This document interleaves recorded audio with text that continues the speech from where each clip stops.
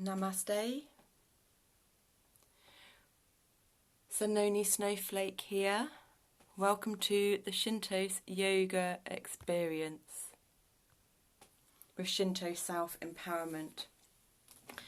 The lighting's not good. We did just attempt to pull the blind down. We've only just recently been proud of ourselves for managing to get it down on our own, fix it, and then put it back up on our own. And then put things back in place, but it doesn't go down. So this is the second attempt at it. So it looks like it needs a third attempt, but that's all right. It's all has a reason, but we'll have to wait until we do other things first. So we're not going to have a blind again for a little while. That's all good. So we weren't expecting to do these. We thought we were going to have more time off. We've been off since Tuesday, so we've had Wednesday, Thursday, Friday off. We did originally think we were just going to have one day off to kind of get stuff done on the house, but as always, the first day we just needed to just be completely us and relax and attempt to not do anything, which we find very hard, but we managed it. We had a bit of sunbathing, a bit of reading, lots of restorative yoga and meditation and breath work. And then Thursday was pretty much the same, but we started getting little bits done here and there in the kitchen and washing up, which we treat as exercise in small doses, and then again lots of meditation and restorative yoga in between. And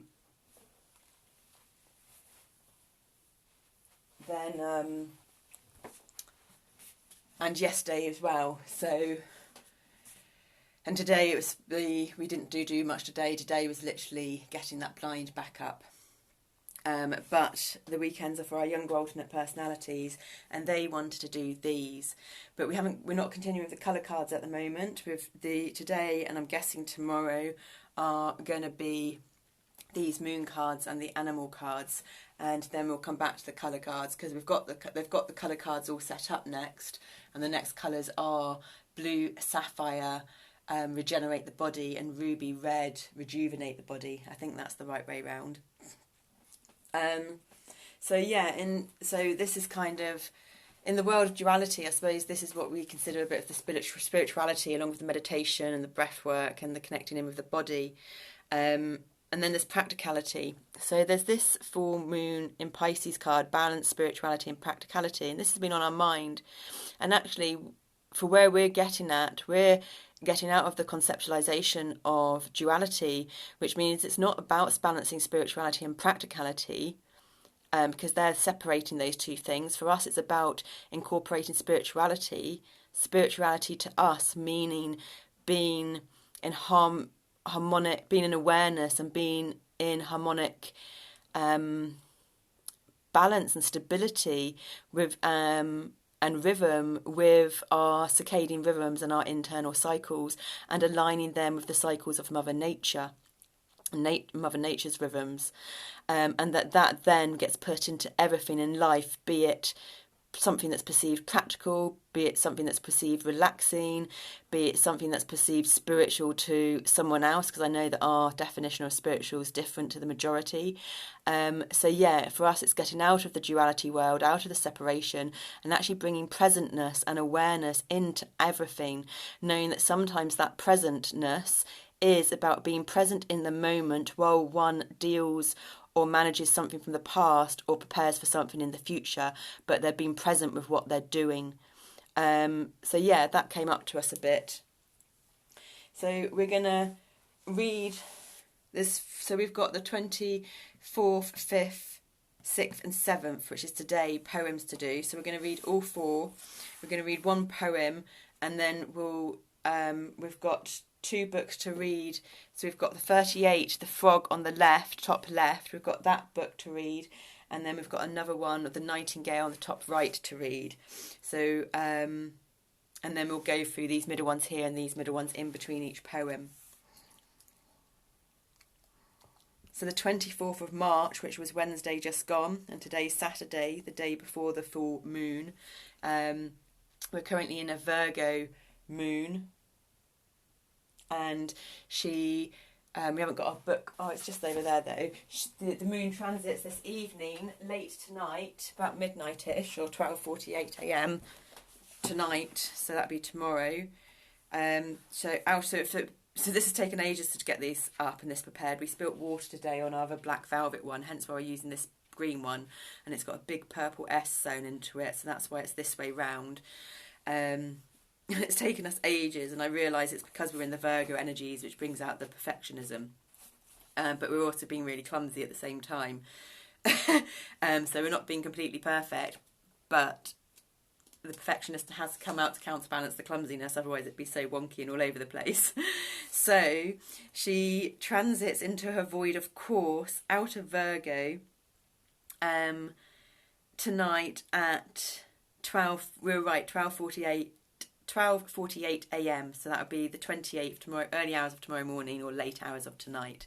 And she then transits into Libra at 6:22 a.m. tomorrow morning. So this is all universal time, and today we're on Saturday the 27th of March. These are all timeless readings though. We just put the information of the energies of the day and the date so that one knows what energies are being danced with source energy, on what collective energies have been danced with on that current day, so that in future, if one wants to go back to any of these energies, they know which energies they want to go back to, which energies they need to counterbalance the current energies that they're in, for instance. So that's why the information's all read out. So 24th of March, the frog and the nightingale, and that's the 2 cards we've got up at the 4 cards we've got at the top. 2 frogs on the left and 2 nightingales on the right,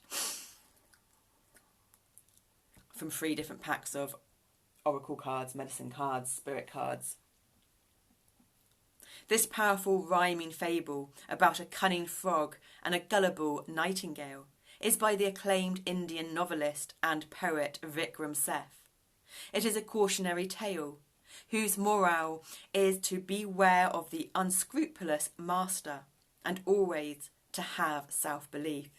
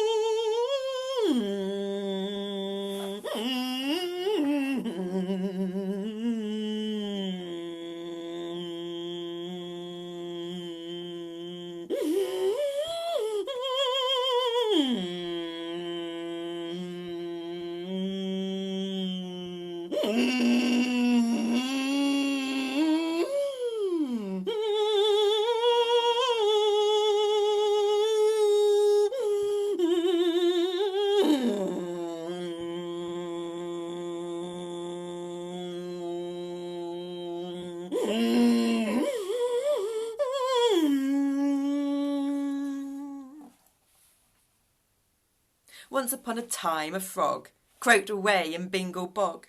Every night from dusk to dawn he croaked on and on and on. Other creatures loathed his voice, but alas, they had no choice.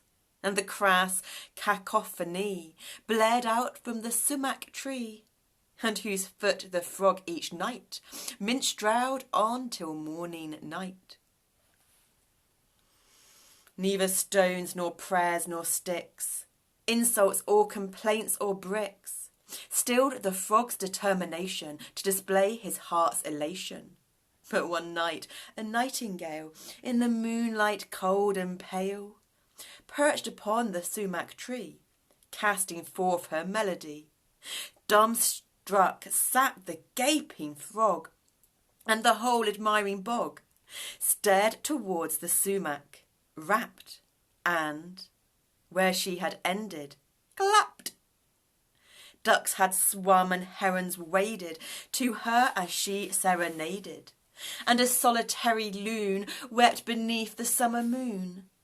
Toads and teals and tiddlers, captured by her voice, cheered on, enraptured. "Bravo, too divine, encore!" said the nightingale once more, quite unused to such applause, sang till dawn without a pause.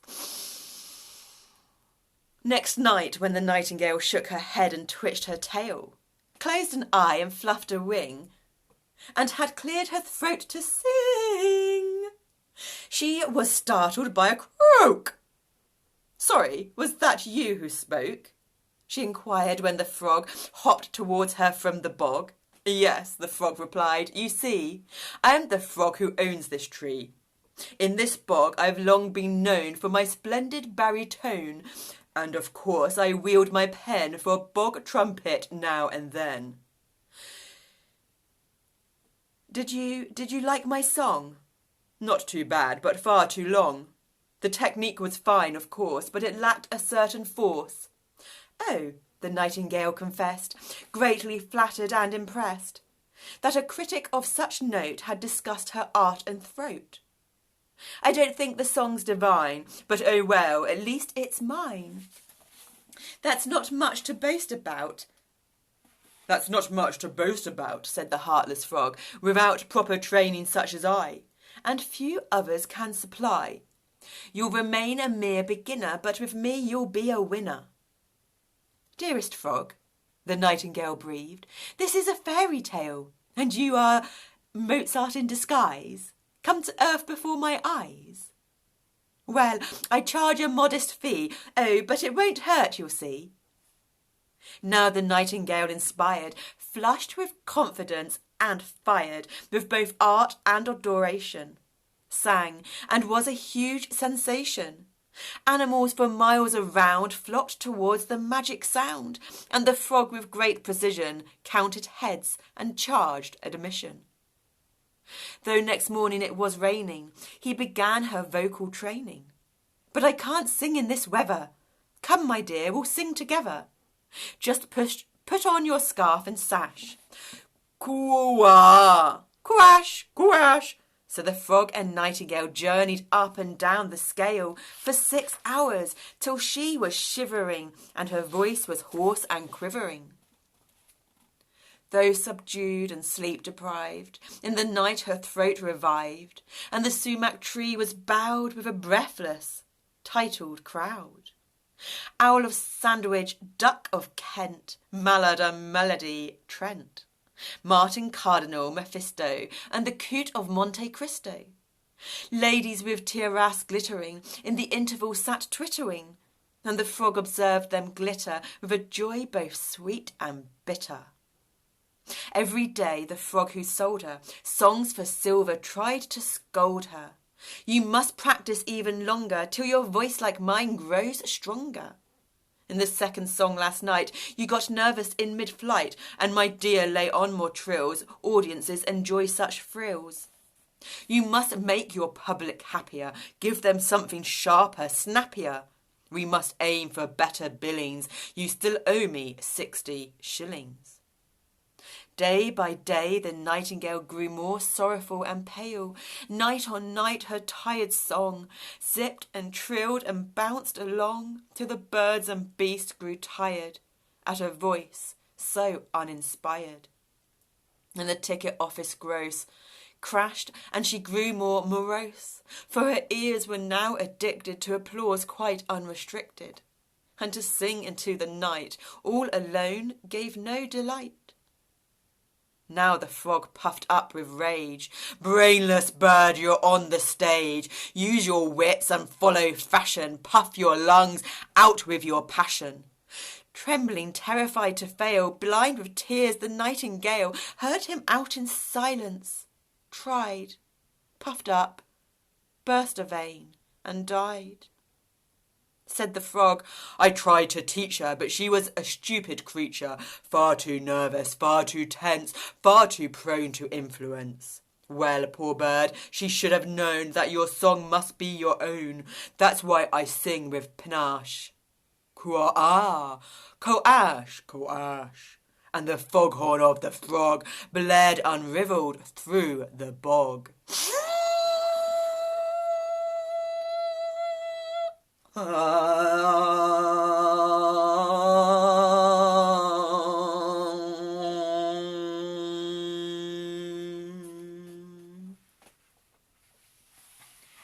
So that's why the frog and the nightingale cards were chosen.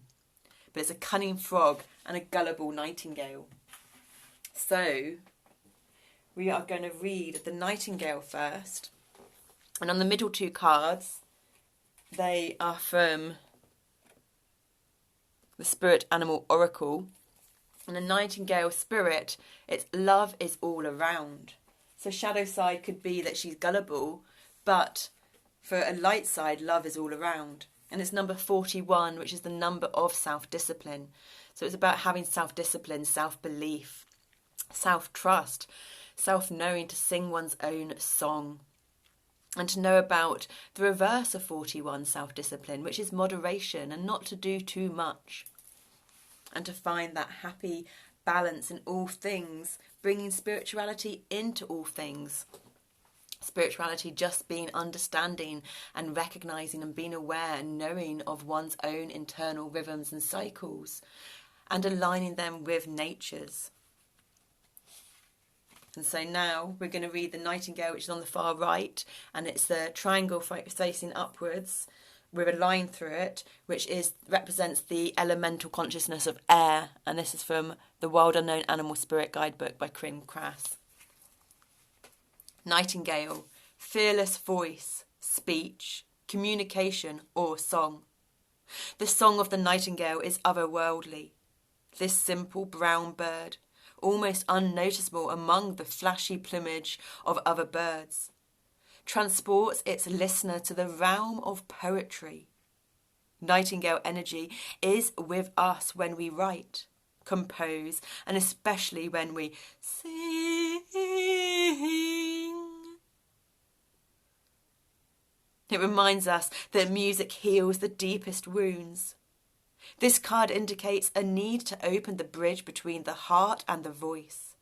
Is there something you need to say? How long has it been since you sang? Turn it up, write it down, and let it out. When in balance, sings, speaks freely with kindness. When out of balance, shy, lump in the throat. To bring into balance, music.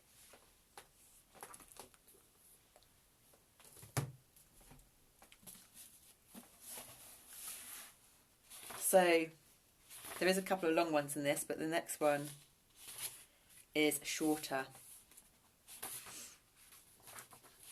Starts on a long one and ends on a long one. It's the 25th of March, which was a Thursday. Today by Billy Collins. Billy Collins is among the foremost American poets alive today and was the Poet Laureate of the United States from 2001 to 2003.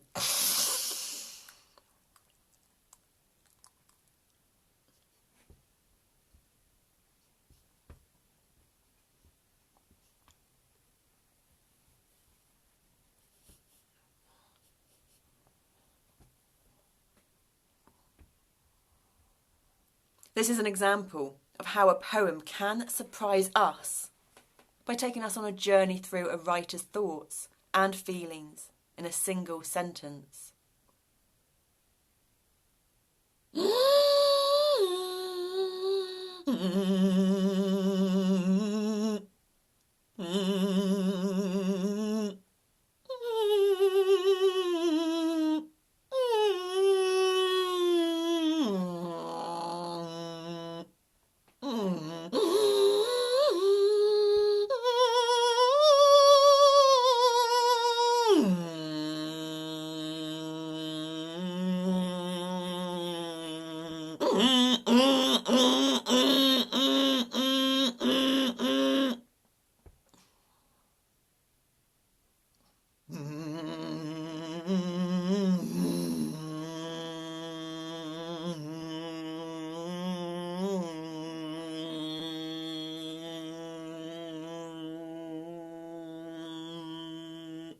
If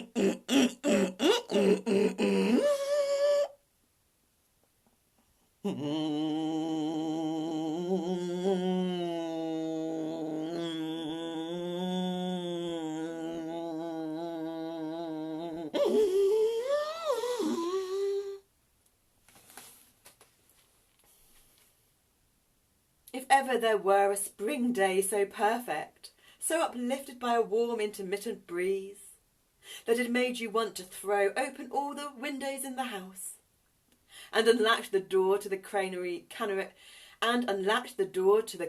cage. Indeed, rip the little door from its jamb. A day when the cool brick paths and the garden bursting with peonies seemed so etched in sunlight that you felt like taking a hammer to the glass paperweight on the living room end table, releasing the inhabitants from their snow-covered cottage, so they could walk out holding hands and squinting into this larger dome of blue and white. Well, today is just that kind of day.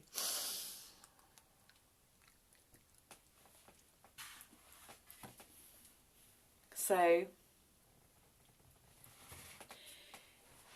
we're going to talk about, we are embracing full moon energies. So, it's the Libra super full moon tomorrow night at 7:48 p.m. Let me just check the book for that one. Yeah, 7:48 p.m. Universal Time. So a full moon, this one here, top left, middle left here, is surrendering to the divine. And then a supermoon creates emotions to run highly. Emotions are running highly. And a Libra full moon is a win-win outcome is forecast. And that's the balance. So if we choose to dance with these energies, we can create balance and stability in our foundations with these energies. We've just come from the Pisces new moon, this bottom left, of meditate and contemplate. And the next new moon that we'll be going into on the short monthly cycles of new moon to new moon, or it could be the fortnightly cycles of a full moon to a new moon, a full moon to a new moon, which is what we'll be stepping into tomorrow evening after she's become full, is the waning moon. And that's when we have the intention of forgiveness, forgiving ourselves for everything, forgiving others for everything, bringing ourselves into awareness of our subconscious patterns, our conscious patterns, and what habits we want to choose to release, and to choose ones that we want to release that relate around Libra energies, because they'll be the easier ones to release because they're in Libra. But we also dance with the opposites and the quarter ones. So the opposite of Libra is Aries. So one might also choose to a bit more of a challenging dance and want to choose to release some Aries related energies from themselves. Or you can go three signs either side. So it's Aries, Taurus, Gemini, Cancer. So you're talking Cancer and Capricorn energies, if I got that right. Libra, Scorpio, Sagittarius, Capricorn, yes. So you might choose to release energies that relate to Capricorn or Cancer energies. Now, for us, what we do, because we're never too sure, because there's always so much going on, we make a conscious intention, and this is also us doing it in this moment, to release all four of those: Capricorn, Cancer, Aries and Libra, anything related consciously or subconsciously within our awareness and not in our awareness to these energies. We please source energy, facilitate us to release and forgive all that is needed to create space, to make room and create space for the new energies that come in with the next Aries new moon. With so much gratitude and appreciation to you, Source Energy, for that. and so the new moon cycle would have been, we're just coming from the Pisces new moon cycle. So one also might choose to release some energies related to Pisces, and we're going into the Aries, but we've already done Aries. So because we are still in the new moon Pisces energies to the Libra full moon, we also choose to release and forgive anything to do with Pisces energies and anything on that quadrant as well. So the opposite of Pisces is Virgo, and we're in the Virgo's energies today, so that's perfect to make this intention. We're also and then the other three of that is Gemini and Sagittarius. Pisces, Aries, Taurus, Gemini and Sagittarius. So anything related to those energies too, that we're aware of and not aware of from both our subconscious and conscious minds. So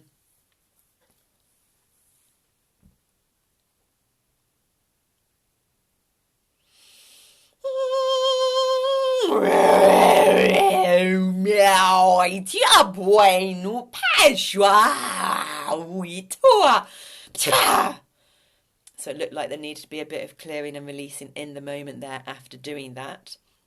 We're in currently, because she's not full yet, she's full tomorrow night at 7:48 p.m. We are still in the waxing energies, the build-up energies to the full moon. So this is where any intentions that you set for short-term intentions anyway from the Pisces new moon will manifest or create the foundations for manifesting, so that then they will then slowly, whatever other energies that they need to come in to manifest, they'll happen, and then it'll be manifested into the physical reality. But time isn't a linear concept. Well, time is a linear concept, but manifestation isn't a linear concept. So things won't get manifested until they're meant to happen or be manifested. So when one creates that intention, and we're never sure what we're creating, but I know that our alternate personalities know, and that's why we say what we say, because we know that there's this bigger picture going on, and from analysing and all the experiences we've been through, that's what works for us, and everyone works different, and there's no rules for life. One is meant to do, even though people say to do things this way or to do things that way, that's in their experience from their knowledge, or that's from their experience from someone else's knowledge, and we are going purely on our experiences, all these different knowledges that we've come together to question and question to question until we get a sense of harmonious understanding and balance in us. And this is what works for us, because not everyone is good with wordings, not everyone is good with conscious awareness in certain things, especially if one has DID and other stuff going on. So we've just explained a bit of the process that we go through. We explained the fortnightly process of a new moon to a full moon, which was we've just come from a Pisces, which was on the 13th of March, new moon, going into Libra full moon tomorrow night on the 28th of March. And then we'll be going to the next fortnightly cycle from a Libra full moon into an Aries new moon. I'm not sure when the Aries new moon is. I think it's like around the 11th of April. But if you're to work on a monthly cycle, you'll be going from new moon, Pisces new moon energies to Aries new moon energies. And if you were going to work on a 6th monthly cycle, you'd be going from Libra full moon energies back in we've come from the Libra new moon energies into the Libra full moon energies, and we'll be going back into the Libra new moon energies, which will be happening in September time. I'm not sure if that's quite right. I think September is Libra. I'm not in this moment. I think it's September to October is Libra. So like mid-September to mid-October time, or like mid to late September to mid to late October. So that's how one can dance if they want to dance in a 6-month cycle, a monthly cycle, or when I say 6 months, it's a 6-month lunar cycle. A monthly cycle is about 28.5 days for a lunar cycle, so it's more like 4 weeks, 28 days, rather than the 31 days, or the fortnightly cycle, because we do time in this linear perspective, but our grandma moon dances on a circular system thinking perspective. So that was us just 33, 34. So that was us just explaining the moon energies and the energies that are in this reading. that we will come back to, because there's a lot of good balancing energies in this one. And we did just listen to a poem earlier. Can't remember I don't know the date of it, but it was called Tarantella. So obviously that was to put rhythm in us. And we've really got some trapped wind and stuff going on in our stomach, and we're sitting in a different position to what we normally sit in. So it's really interesting watching things change and shift. And we were doing lots of restorative yoga and compression on our neck, and some Adam's apple with pressure points over our hands earlier today. So yes. But it was important. I don't know, I feel for the younger alters it was important for us to do these to catch in, because I wasn't sure if we were maybe going to not do it because there'd be too many to catch up on. But that obviously wasn't the case. So we're now going on to, because tomorrow I think we're going to do a bulk load as well, because that's what the younger ones are like, which would then give us a few more days off in the week. But we'll be up to date with the poems. So we're doing the daily poem today and working, then having with catching up with the past, whereas tomorrow we'll be doing the daily poem and moving forward to the future. And although I don't know what that means now, I know in future we'll know exactly what that means, and it will all make sense. So we are now on to the 26th of March. I Remember by Thomas Hood. Thomas Hood was a Victorian poet who, like Christina Rossetti, was concerned with the powers of memory and remembering. And that's kind of related to what we were talking about with the moon energies and us not knowing words and not remembering certain things, but different altars do. But when we're not connected to those altars, then we don't know. And it's interesting because that Tarantella poem that we did just listen back to did talk about our memory. So the subconscious is already it's already making connections. It's incredible how the subconscious mind works, and these most amazing quantum bioorganic computers that we live in work. So Thomas Hood was a Victorian poet who, like Christina Rossetti, was concerned with the powers of memory and remembering. Unlike Rossetti's Remember, Hood's poem is a lively celebration of memory right up until its final lines.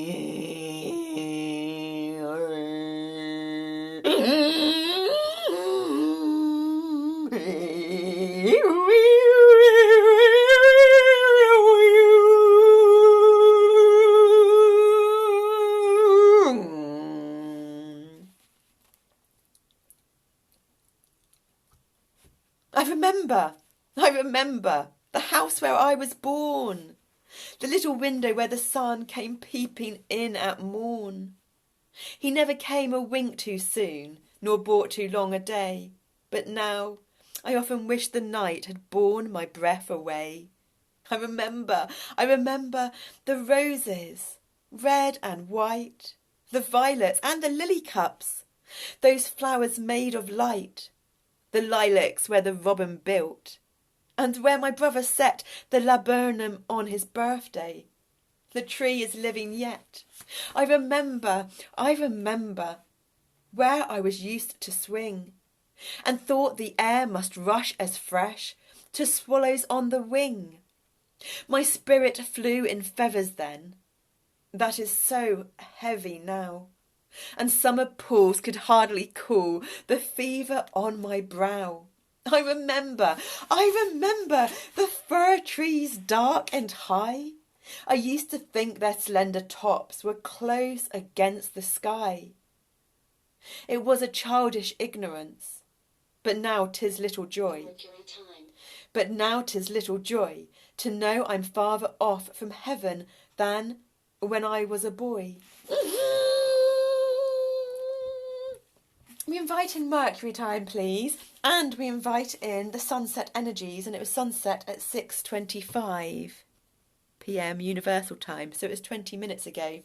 And what's also amazing is tomorrow that the sun and the moon are both shining their light for pretty much exactly the time, give or take 20 minutes, and the moon rises 20 minutes after the sun sets.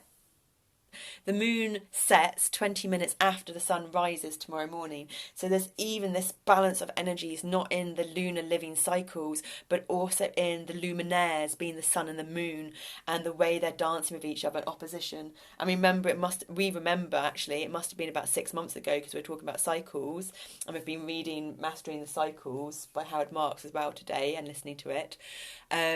When we discovered this 6 months ago, and it was pretty much bang on, and it really meant something massive. We didn't know what it meant, but it meant something massive, and this is always the case.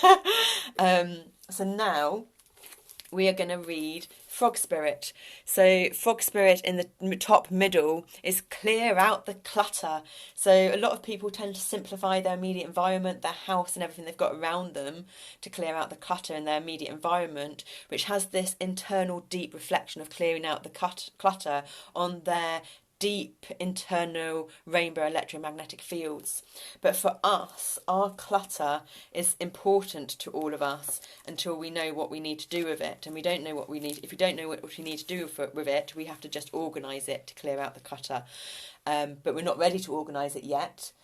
Because before organising it, we need to sort it, but we're not ready to even sort it yet because we're tidying it. And I remember when we didn't even know the difference between all of them. So we are mostly tidying at the moment. There will be a bit of sorting this week, and there will also be a bit of cleaning, but organising we are still quite a way off. But what we do with our sound and what we do with this is us clearing out and simplifying our deep chaos and our complicatedness and so much whatever's going deep on internally in our rainbow electromagnetic fields on an energetic level, because we have lots of our energetic, if you think of the energetics as lots of strings and threads of different thicknesses in this Celtic knot, we don't have it in a neat Celtic knot that functions in alignment in our body. Ours is all tied up and what have you, and it's created that in the physical body too. And so what we're doing is untangling the energetic knot so that it untangles the physical, so that then the energetic can align itself, and therefore the physical body structure will align itself.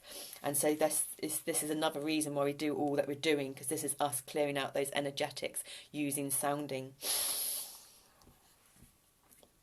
So we're now reading, this is one of the oldest books we've had. When we lived in our van Yinny, we used to use this a lot. And we love it because of the Native Americanness, medicine cards. And so we like to read this little poem first. And this is actually, I think we read this on the Aries new moon just gone, actually, not last year, actually. So this is really fascinating because that means this was out then and is out now, and none of it's planned. And that's why we love these energies so much. And this is what just gives us the hope and the faith to know to just keep embracing the unknown and keep doing what we're doing, even though we haven't got a clue, because things like this happen, and then it just makes us grin and smile and feel good. Sing, frog, sing, cool the rains, quench the dryness, cleanse the earth, and then fill me up again. Sing, frog, sing, cool the rains, quench the dryness, cleanse the earth, then fill me up again. Sing, frog, sing, cool the rains, quench the dryness, cleanse the earth, then fill me up again. 38. So we've got the two numbers as well. So frog spirit in the middle there, clear out the clutter, is number 28. So the 8 is resonating between both the cards because the other one's 38. 28 equals 10 and 38 equals 11. 11's the math number of service, 10's karmic completion, 3's expanded creativity, and half of 8 abstractly. And 8 is manifestation, balance, infinity, some more of those balanced energies. And 2 is about patience, choices that also brings balance, but it's a balance between masculine and feminine energies, because the 2 has curved lines in it and a straight line. And then the 8 again. And the 10 relates to binary, the 1 and the 0. Fascinating. 38, frog, cleansing. We're going to do the contrary first. Contrary. Frog slipped in the mud and is lying on its back, unable to right itself. Get ready for more mud in your eye. The contrary position of frog can denote an unwillingness on your part to wipe the mire out of your life. Mud can turn from mire to bog to quicksand if you don't recognise its effect on your present situation. Is someone draining your energy? Are you allowing yourself to ride down the tubes with them? Have you tried to settle someone else's quarrel and gotten in the line of fire? Arrête! Stop! Recognise what it is that is mucking up the lily pond. Swim with frog. Frog's bug eyes see it all. Divine deeply. Dive deeply with the divine. Dive deeply and then hop to the next lily pad to catch the sun. In this way, you may see exactly what has been draining your energy. At times, all of life's activities can be overwhelming, and everyone occasionally needs a break. Contrary frog can signal one of these moments, but can also portend a time of feeling waterlogged. In feeling waterlogged, you may be dealing with too many emotions or feelings. This is to say that the world is too much with you, or that you have immersed yourself in one idea or activity to the exclusion of all other facets of your life. If this is the case, a break from routine is suggested. Hop to other lily pads or visit other ponds for a while. Negativity is drawn to you when you refuse to give yourself the time and space needed to assume a new viewpoint. Frog in the contrary position is an omen that you are courting disaster if you don't stop and smell the lilies. Eat some flies, bask in the sun and ribbit, ribbit, ribbit until the rain comes to refill your spirit. So yeah, we're obviously refilling our cup and we needed more energy to continue on with whatever it is we're doing with the tidying and stuff, I suppose. But we also then need breaks off from this as well. It's interesting because normally we change the pronouns, but we kept it as you because we feel we are getting this balance between us all. So, la-di-da. Now for the harmonic one. Frog sings the songs that bring the rain and make the road dirt more bearable. Frog medicine is akin to water energy and the east on the medicine wheel. Frog teaches us to honour our tears, for they cleanse the soul. All water rites belong to frog, including all initiations by water. Water prepares and cleanses the body for sacred ceremony. It is the element we understand best in the womb. Frog, like ourselves, is a pollywog in the fetal waters and only learns to hop after it experiences the world of fluidity. The transformation into adulthood prepares frog for its powers to call in the waters of the skies, the rain. In knowing the element of water, frog can sing the song that calls the rain to earth. When the ponds are dry, frog calls upon the thunder beings to cleanse and replenish the earth with water. Like frog, we are asked to know when it is time to refresh, purify and refill the coffers of the soul. If frog hopped into the cards you chose today, it's ribbit, ribbit, ribbit, maybe calling in the cleansing you need. If frog hopped into our cards today, it's ribbit, ribbit, ribbit, ribbit, maybe calling in the cleansing we need. If we were to look at where we are today, would we use any of the following words to describe our condition? Tired, overloaded, harried, frustrated, guilty, itchy, nervous, at a loss, empty, or weakened? If so, take a break and allow ourselves to bathe in the waters of frog medicine. This could mean a long, relaxing bath, disconnecting the phone, yelling, "Arrête! Va première! Stop!" or taking in deep, cleansing breaths.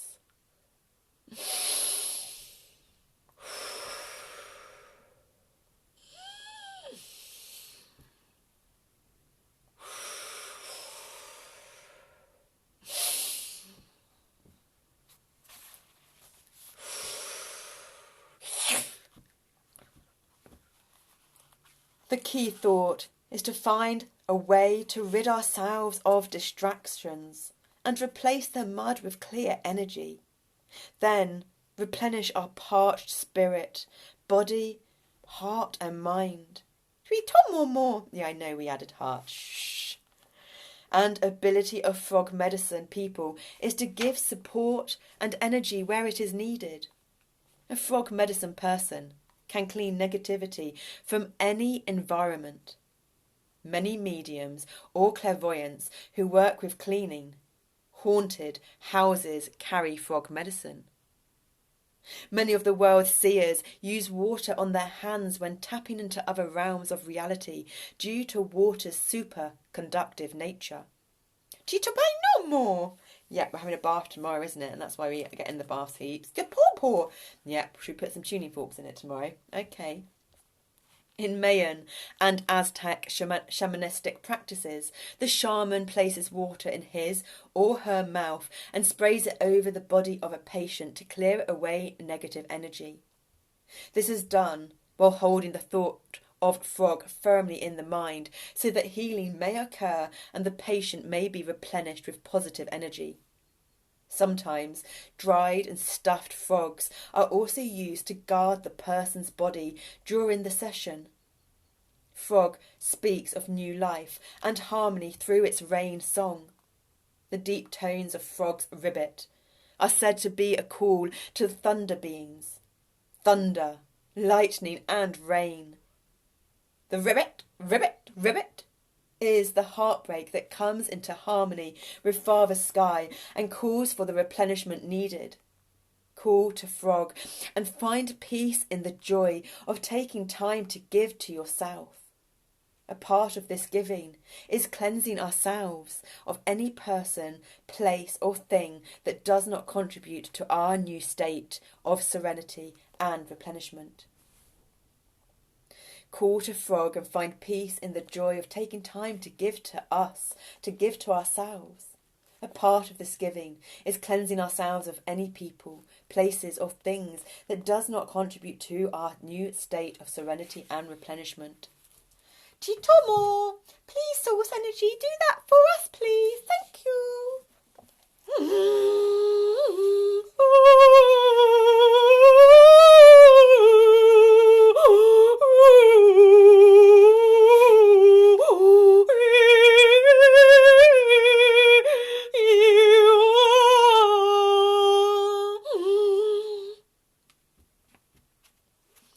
27th of March. Today. The Ballad of the Breadman, Charles Causley.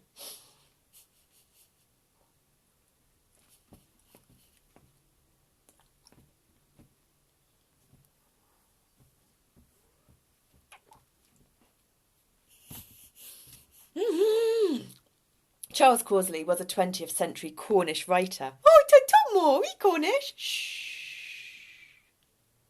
As popular among the celebrity poets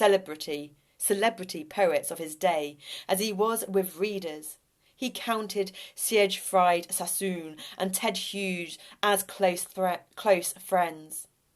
The Ballad of the Breadman is a modernised telling of the life and death of Jesus. Even the three wise men appear as a bishop, a general, and an African leader. Though it begins in comic fashion, it ends on a very different tone, and the final stanza reveals Causley's own view of the modern attitude towards spiritual knowledge.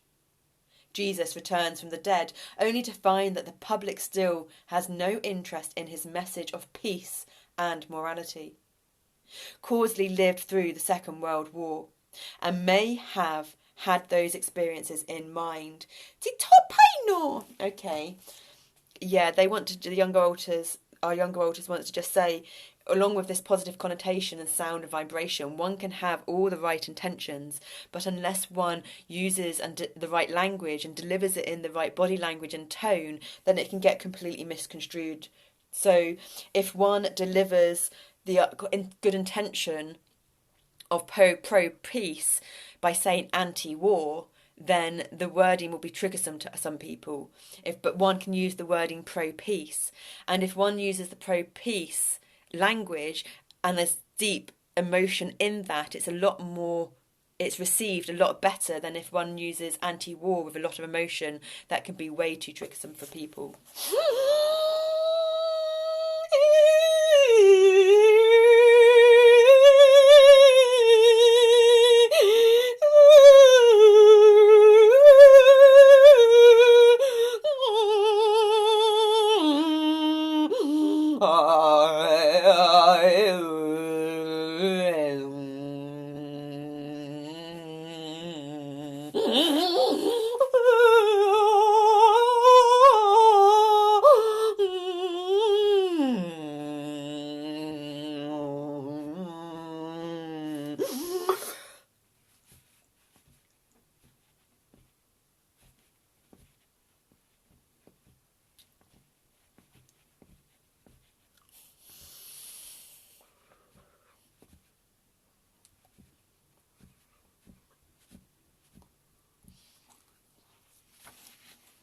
Mary stood in the kitchen, baking a loaf of bread. An angel flew in through the window. "We've a job for you," he said.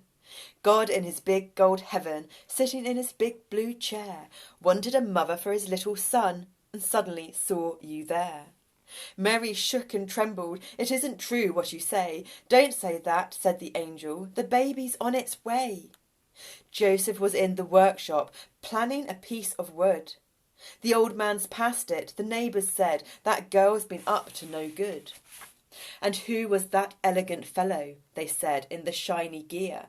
The things they said about Gabriel were hardly fit to hear. Mary never answered. Mary never replied. She kept the information, like the baby, safe inside. It was the election winter. They went to vote in town. When Mary found her time had come, the hotels let her down. The baby was born in an annex next to the local pub. At midnight, a delegation turned up from the Farmers' Club. They talked about an explosion that made a hole in the sky, said they'd been sent to the Lamb and Flag to see God come down from on high. A few days later, a bishop and a 5-star general were seen with the head of an African country in a bulletproof limousine. "We've come," they said, "with tokens for the little boy to choose." Told the tale about war and peace in the television news. After them came the soldiers with rifle and bombs and gun, looking for enemies of the state. The family had packed up and gone. We talk.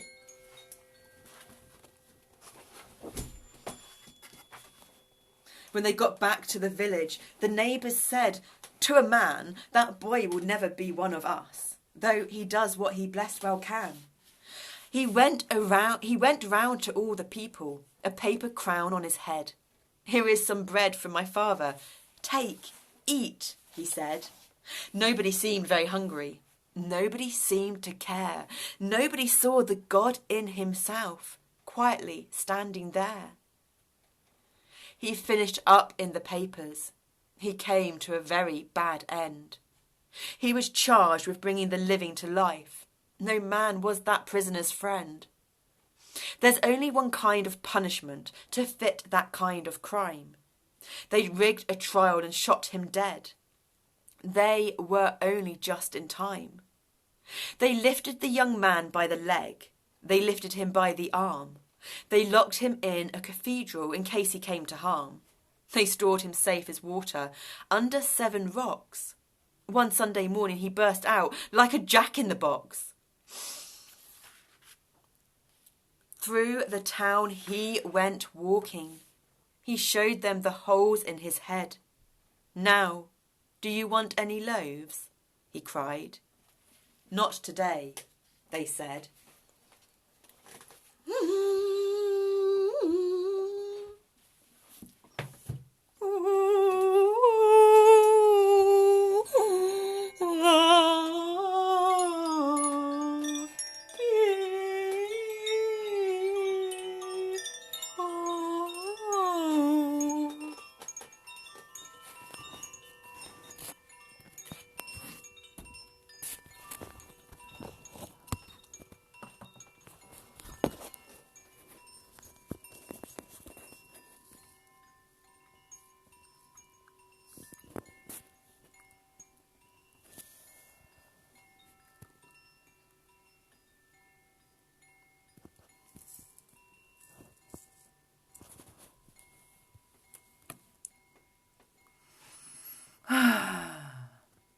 So much appreciation and gratitude to you for joining us in the Shinto yoga experience.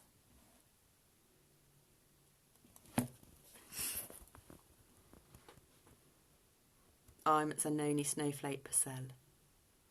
Namaste.